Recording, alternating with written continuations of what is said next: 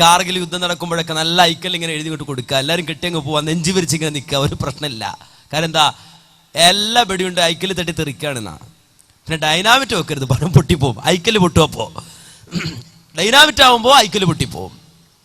നിങ്ങൾ മനസ്സിലാക്കേണ്ടതുണ്ട്, ഇത് പഠിപ്പിക്കുകയാണ്. എന്നിട്ട് തൃക്കളൂർ സമരം മലബാർ മാനുവൽ വരെ ഉണ്ട് എന്നാ പറയാ. ഇത് കേൾക്കുന്ന ആൾക്കാർ വിചാരിക്കും ഈ ഐക്കല് കഥ അതിനകത്ത് ഉണ്ടാവുന്നല്ലേ. എന്നാൽ തൃക്കളൂർ സമരത്തെക്കുറിച്ച് മലബാർ മാനുവലുണ്ട്, പക്ഷേ ഈ ഐക്കല് കഥ അതിലില്ല. തൃക്കളൂർ സമരം, അങ്ങനെ സമരം ഉണ്ടായിരുന്നൊക്കെ മലബാർ മാനുവലുണ്ട്. ഇത് കേൾക്കുന്നവർ ഒന്നിച്ച് പറയുമ്പോൾ വിചാരിക്കുക ഇതൊക്കെ മലബാർ മാനുവലുള്ളതാണ് നോക്കിയിട്ട് പറയുകയാണെന്നാ. നിങ്ങൾ മനസ്സിലാക്കണം അന്യ സഹോദരങ്ങളെ, അള്ളാഹുവിന്റെ റസൂല് പഠിപ്പിച്ചത് അതിന് വിരുദ്ധമാണ്.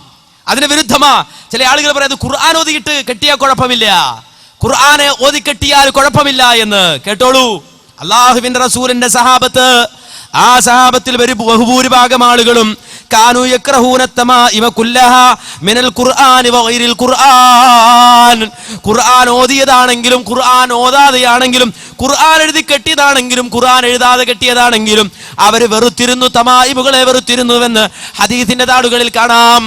ഖുർആൻ എഴുതി കെട്ടിയതാണെങ്കിലും ഇനി അതല്ല വേറെന്തെങ്കിലും എഴുതി കെട്ടിയതാണെങ്കിലും രണ്ടും ഒരുപോലെ തന്നെയാണ്. അതുകൊണ്ട് ആ ന്യായം പറയേണ്ടതില്ല.